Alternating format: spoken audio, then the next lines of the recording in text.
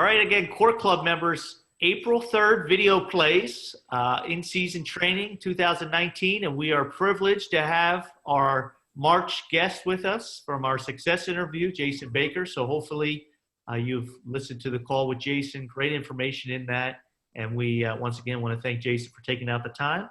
And we're going to go through a game today that was just played a few weeks ago, maybe a week ago, in the NIT tournament, and it was Arkansas, Indiana. So we have Jason with us, who was on the game, and we're going to go through some plays. We've done this with Tierra Cruz. We've done it with James Breeding, and your feedback has been really positive. So we're going to continue to do more of this as we go through the off season. And Jason, I know you're going to give us a lot of good takeaway here. So we'll get started. And thanks again for being here. Thank you. So Jason, we'll look at this first play, and we're going to go to Arkansas and Indiana, and it's going to be early in the game. And as we pull the play up here, and just talk about, as we watch through this, some of the habits, and you and I have spoke to. The first thing I see here as this play runs is your trail to lead. So just talk about that fundamentally. What's some of the thoughts that you're trying to accomplish as you go trail to lead? Well, the first thing from trail to lead that I'm trying to find is where my defender's at. That's the very first thing every time. And once I find my defenders and examine the action that may or may not ensue from where their positioning is, then I go to the next area that I might be able to help referee and potentially coming back up the floor in transition like that. It's post players, it's big guys, it's guys that are running shoulder to shoulder beside each other, running down the floor. Those could always be your problem areas. And then certainly always peeking back over your shoulder if you have the time. You can always get the shot clock and your numbers in your head really, really quick. And then the last thing probably that I'm thinking about going to lead is where the ball is coming up on the floor. Is it coming up on the near lane line side, or is it coming down on the opposite side? So in this case, it was coming down in the right third, but quickly went to the center. So I went ahead and took a closed down position. And this was the NIT, which they did a couple of experimental things. The lane line went from 12 feet to 16 feet, and so which is the NBA line. And this was a little bit different from a rotation perspective, because you have to take one or two more steps to complete a full rotation. But so closing down was really important with the new lane line. And members, a couple of things that I noticed as I'm watching Jason here. First thing is he's looking back over his left shoulder. So watch your video. Are you refereeing back towards the players, or are you running trail to lead and looking straight ahead with no awareness of the play that's coming at you? So that's one of the key fundamentals. And then another thing that we see a lot of times is our trail to lead, our lead working too wide to start the play. So Jason brought up a great point about getting to the 3-foot posted up mark, pinch the paint, you get down to the close down position. So that when you're ready to rotate, your timing is going to be such that it's much smoother of a transition, and you don't have this trailing the play, if you will, and really puts the crew in a stressed position as the lead rotates late. So great job here of closing down, and then as the ball settles, we have a play to the paint. Jason, let's just talk about your thoughts as this play comes at you, because again, we've talked off the recording here about plays to the basket and the importance of our game in the way we referee those. That particular drive is going diagonal to me, and so I basically have a closed look on most of the contact that's going to be happening in this play, because I'm looking at the backside of the defender. I've got to trust that slot or trail has way more information about this play than I do, but because from lead, there's not really much that I can give on the play. Right, that's excellent. Excellent fundamentals, trusting your partners, knowing it's not only important to know where you are, but know where your partners are and know that their angles compared to to your look and who's open and who's closed. This was very good play. And I think it established really good fundamentals early in the game, which is why I wanted to use this because it sets your crew up to be successful. Now as we go. But hey, Rob, let me say Yep. this. Like way back when we first started the D-League and doing all the training, do not guess. That is beautifully said. Like close look, I mean, the play is like 5 steps in front of him. My impulse would be, oh, there must be something here. I got to referee this. I got to call it. Like you have to be patient, like Jason said, and do not guess. Extremely important point. If you don't get anything else from this, members, it's that. Thank you. Okay, Rob. Really good. And members, this clip here, you could probably spend 15 minutes just within your groups going through some examples here of really positive fundamentals. So now to bring the play to conclusion, watch as Jason runs now lead to trail. And as we move the ball into the front court. He does so at a pace where he can get to the play, but also he doesn't overrun the play, which I think is really good. I know we're all aware to try to get to the 28-foot mark at this point as the trail, but we also got to be true to trail fundamentals and trail the play. And Jason does that, and really good example bringing this to the conclusion. Hey, Rob. Yes, sir. Can you pause the video? Yep. Okay, sorry. My computer's going dead. Shit. So we'll go to another play here as we'll talk about verticality in this next clip. I'll bring that up.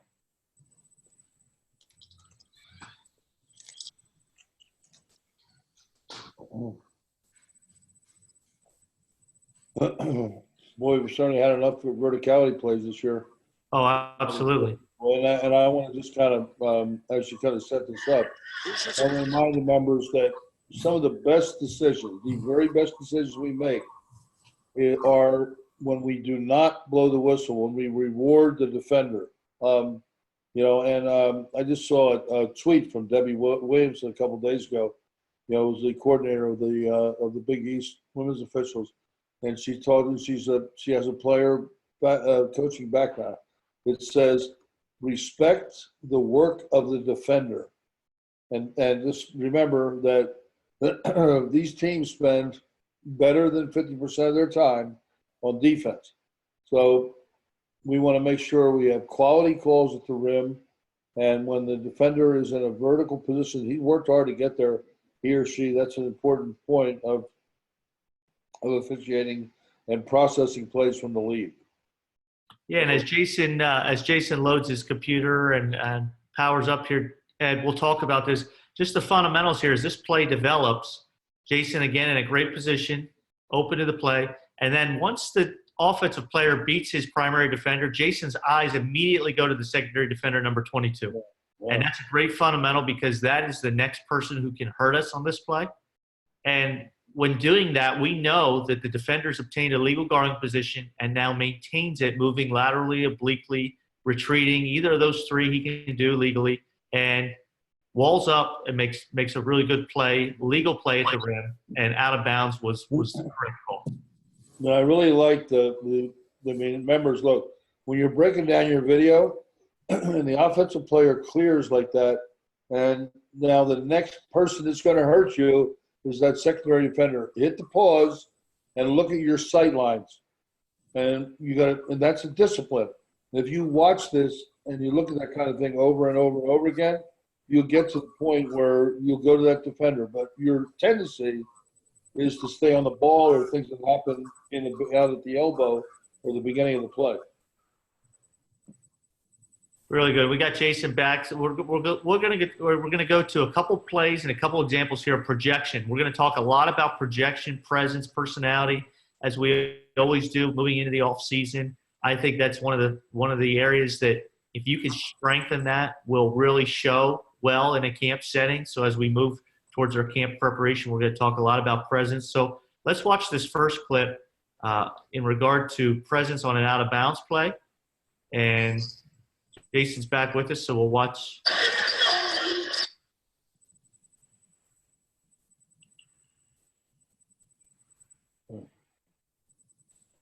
And Jason, maybe just take us through not only the actual flip itself, but how you've gotten to this point where you feel comfortable with your projection. I think just a lot of time and seeing that play over and over and over again probably makes me feel comfortable with that projection. Just knowing that I show a little bit of strength with it, because it's kind of an atypical out of bounds play. Being uber critical though, that's still I don't necessarily love my initial reaction on this play. I jump and get a little excited, and so moving forward in this summer when I see this play at the camps that I'll work, I'll definitely just try to have a more smoother initial reaction. And if I did that, if I smooth the first part out and left the second part like it is, then I think we've got something. Well, if I'm a supervisor and I'm sitting up there and I've got all kinds of referees at the camp, I like your energy there. I like what you do with your legs. I like the way you come off the end line. There's a really high level of believability that you clearly see what happens here. And we have to know that out of bounds plays can be difficult. And how we project will have a lot to do with the amount of pushback that we get. And so there's a whole part of this where we want to sell. And I think that, I like the step together, the footwork. I like that a lot. I like the energy that you show. Maybe I'll leave it to you. And then to that point, let's watch another tough out of bounds play that Jason has. And again, an example of projection. And out of bounds plays are really, I think, an opportunity that naturally allow us to project oftentimes. And here's another example of that as the ball gets hit twice, and then off the second hit is off the offensive player's knee. So just watch how Jason sells this call, projects this call.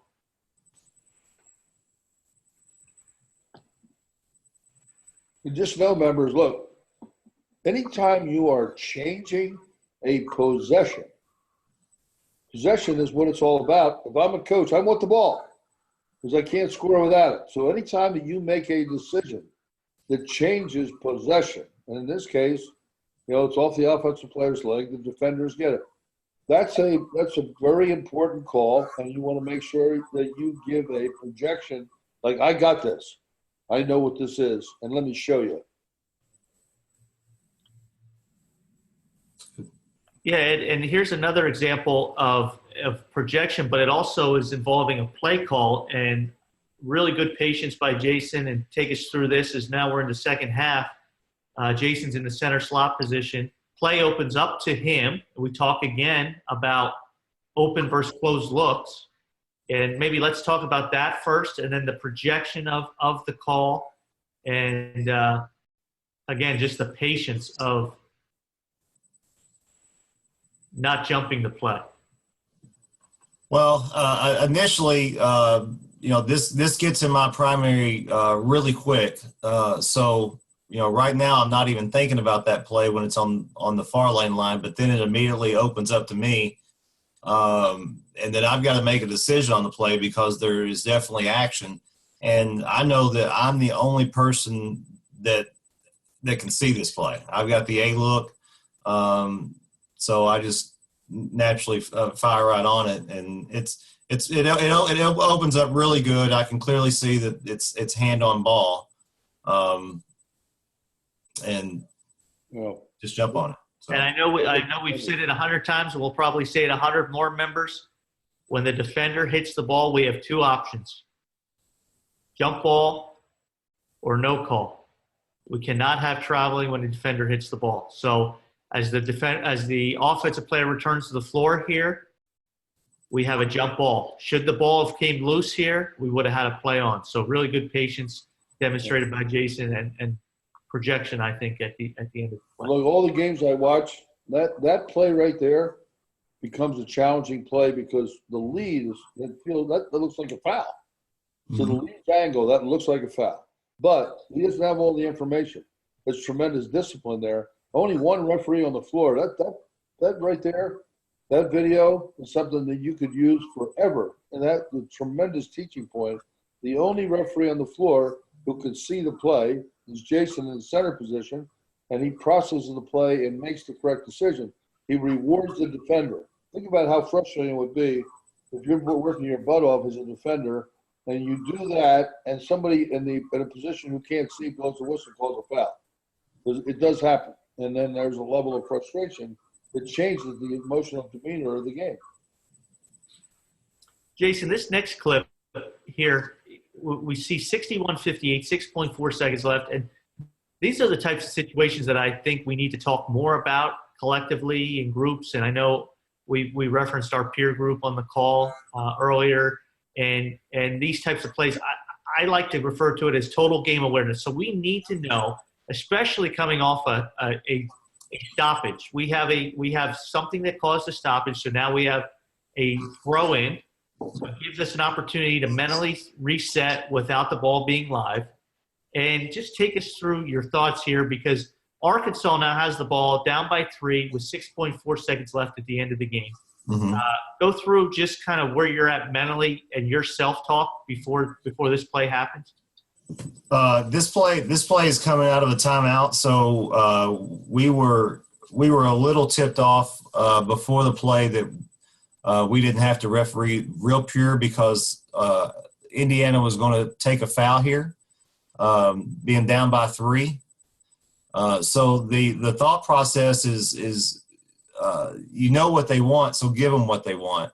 And you have to have an awareness to grab the foul as soon as you see it, because if you don't, it may be just a second too late and a shot may be gotten off, or something else might happen. I think we saw that a couple of days ago in the NBA. But I think the thought process, would be if we were refereeing this purely, if we knew they weren't going to take a foul, we've got to. I think no matter where we're at on the floor during these type of situations, we all have to have an opinion on the play, because there's only one play that's going to matter, and it's going to be the shot or the action, the drive to the lane to try to get a foul, a hoop, and maybe go to the line. So, opinion on the play and being able to react as quick as possible to whatever they're going to give you out there. Okay, so let's go into the huddle here now, right? Mm-hmm. In the Indiana huddle, it's okay. As soon as the ball's thrown in, take immediately. In the Arkansas huddle, it's let's catch the basketball and get it towards the rim as soon as we can, because if they're taking a foul, we want it to be a three-shot foul. Right. And that's kind of where we have to be prepared for that. These are hard plays, and strategically, the way coaches coach this now, more often than not, they do take a foul. But if the player's in the shooting motion, then take it or not, it's a 3-shot foul. Yeah, and if we go back and look at the video, consequently, and we've missed a foul prior to that shooting motion, we've got some questions to answer. Right. And that's not good. Right. And members, that's a key component. Be a student of the game. Think like a player. Think like a coach. You have to know strategies that could be applied towards the end of games. And as Ed alluded to, teams up 3 now are taking fouls near the end of the game, and we have to be prepared because the worst thing that we can do is miss a take foul or miss a situation that now leads to another potential issue for the crew as the play develops. So Jason said it best, give them what they want. They wanted to take foul. And Jason, as we run this clip, one of the things that as you watch this as a member sitting out there, you may not have noticed, but look at the clock. The clock never started on your whistle. So another good fundamental here towards the end of the game, it's even more important. We have to identify that the clock properly starts and stops on each possession. And with 6.4 left, because we're in the last 59.9, you had a rule application that came into play here. Yeah, absolutely. Anytime the ball is touched live prior to the whistle sounding, the 0.3 has to come off the clock. I thought this action was fairly simultaneous. there was definitely a touch, a legal touch inbounds, and then immediately followed by the legal contact. So .3 was an easy number to take off here. It was a very believable number, justifiable number. There was no reason to go to the monitor and muck up the situation any more than what it needed. Yeah, because, and there's another great point. A lot of our members aren't using monitor yet, but as they do and they become using the monitor with little or no experience is very difficult. I mean, using the monitor with experience can be sometimes challenging, but going to the monitor when we don't have to creates delays in the game. It interrupts the flow. And I think that was very well said. You had the knowledge because you knew the clock didn't start. You had the rules knowledge to be able to apply it effectively and correctly. And I think that gave you the confidence to say, we don't have to go to the monitor on this particular situation. So it was well done all the way around.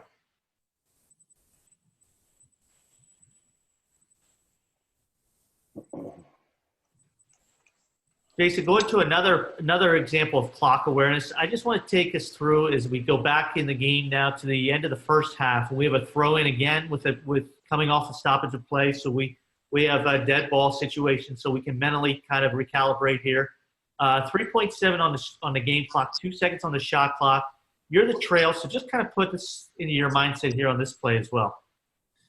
Well, with that kind of scenario, you know that any kind of shot's imminent. You just don't know where it's going to come from. In our game today, as guard oriented as it is, and as much as the 3-point shot is utilized, odds are that there's going to be a 3-point shot. And in that scenario, there's going to have to be a lot of screens set. For the player to get the availability to have that shot. So screening action is what I'm looking for initially. But then also I know that as soon as the ball is caught and the shot is imminent.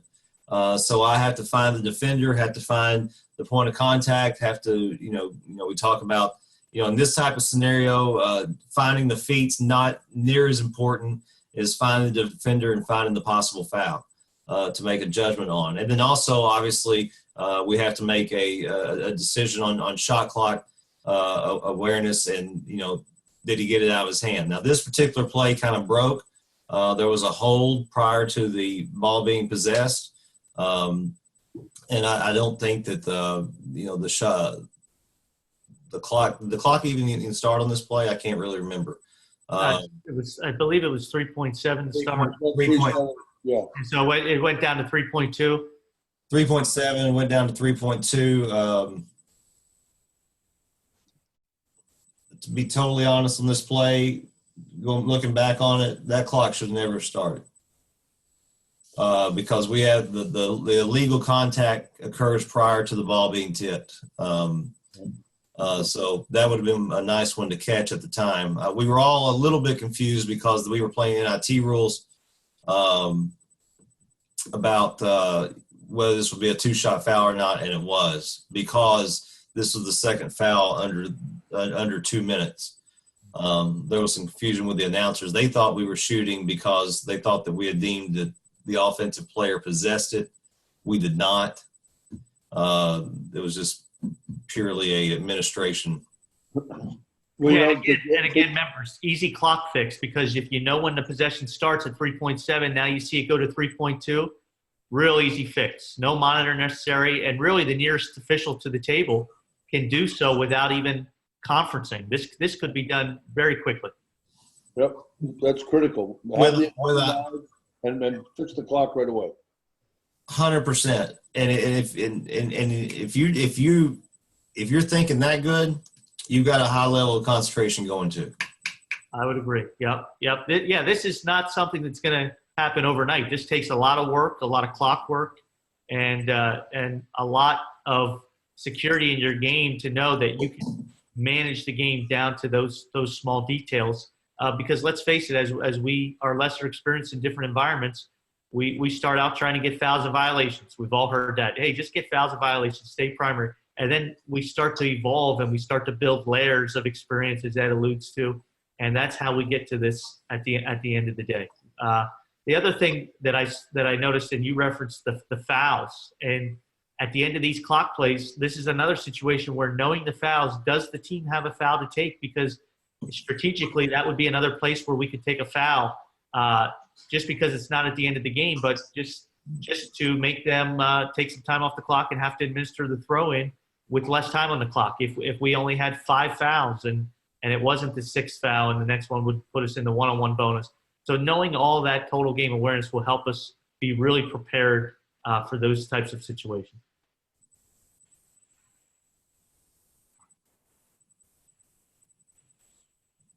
And Jason, we have another end of game situation here, and I want to look at. So this situation is 6.1 seconds. Indiana up by 3, and Arkansas with the ball going the length of the floor. So again, just kind of take us through your mindset here.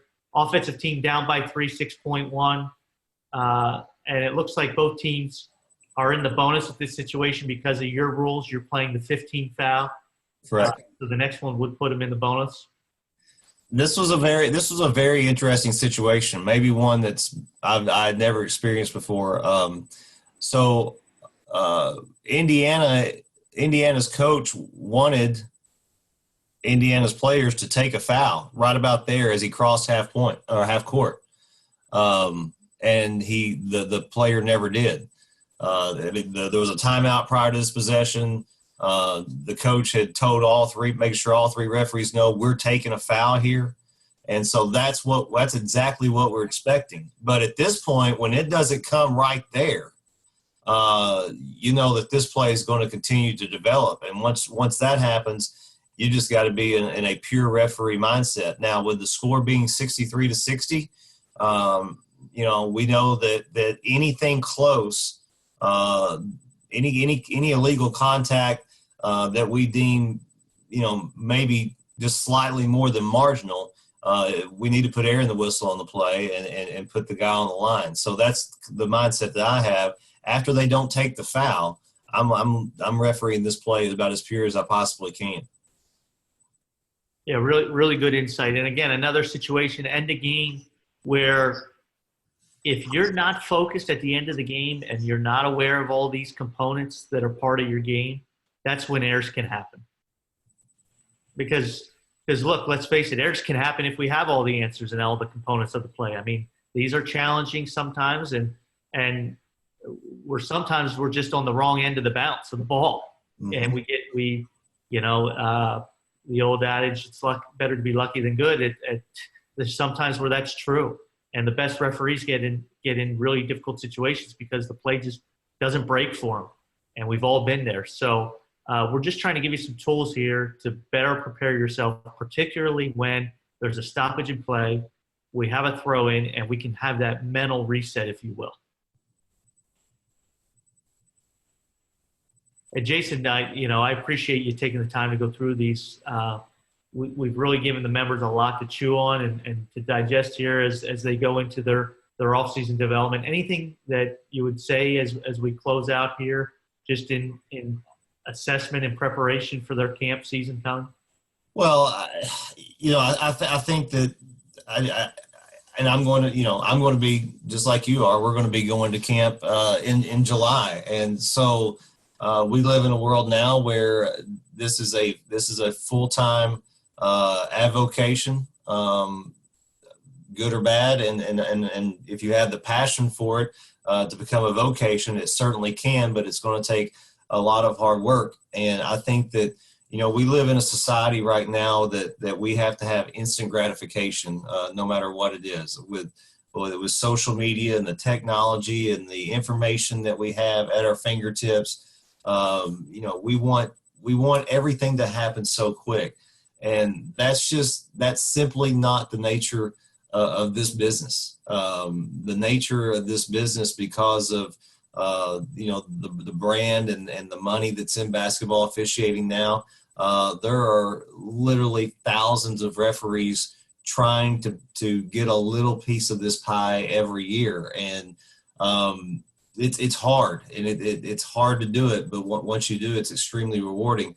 I would just encourage everyone that is assessing their summer, really take a good introspective of your previous season and think about the highs and the lows and the things that were good and the things that were bad, and and see where you can improve on those types of situations. Because I think probably when I was younger, the things that I would say that I knew were screwed up, that were in my control, were probably rule book based.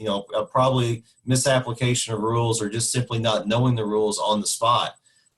So during the off season, I always try to really get to know a rule as best as I possibly could, and that way I would never have to worry about it biting me again. I think I was never a guy that could read a book and regurgitate it and take it all in and know it immediately. It came over time and just repetitiveness of reading a play and reading a rule and seeing the play. So we can always get better with rules, because when you get to the level that you really want to be, rules are something that they're kind of should come second nature. There's no room for error whatsoever in that regard. And then the next thing that I'll tell you is be as coachable in every situation as you possibly can be. I think that sometimes I did not come into a camp scenario situation. Maybe it was my third or fourth camp of the summer, and I was camped out, and all I was really there to do was to hopefully turn ahead and get a job. That's not a healthy approach. That's not an approach that's going to increase your path to success at all. Every camp, you can learn something, every single one. And if you learn something at the first camp, and you learn something again at the second camp, and you learn another something at the third camp, and, if you were able to compartmentalize and were able to make those realities at your fourth camp, all the things you learned at the first and third, then you're going to be pretty good by the time that fourth camp comes around, if your attitude's still good, if you're still coachable, if your spirits are still high. It's all about your attitude and your approach, and it's a grind. This whole thing is a grind. You've got to be a little crazy to do what we do, and to grind through it. But certainly, it's very rewarding at the end. But just keep your head up, and certainly, I look forward to helping some Court Club members next week and later on this summer too. All right, Jason. Well, on behalf of Ed, Trudy, myself, and all the members out there, thanks so much for the information today, and just your willingness to help others. We greatly appreciate it, and we look forward to seeing you next week. Thanks, Rob. Appreciate it. All right. We'll see you, members, and look forward to seeing those who are going to be with us next week in Spokane. Have a great week, and we'll see you then.